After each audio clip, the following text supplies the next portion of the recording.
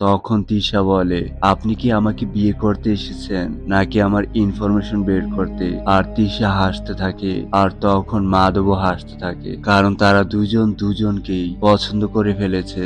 এর মধ্যে দেখা যায় একটা অন্ধকার ঘরে সেই আগন্তুক বসে আছে আর সে আগুন জ্বালিয়ে দেয় এবং একটা পুতুল রেখে ও বলে, তিশা, আজ থেকে তুমি শুধু আমার কথাই শুনবে। আমি তোমাকে যেভাবে বলবো তুমি ঠিক সেভাবেই করবে।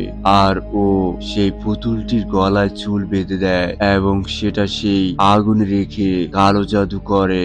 আর এর ফলে অন্যদিকে দেখা যায় তিশার মা তিশার জন্য রুটি বানিয়েছে, কিন্তু তিশা সেখানেই রেগে সেই রুটি ফেলে দেয় আর ও বলে ও মাংস খাবে। এটা শুনে ওর মা অবাক হয়ে যায়।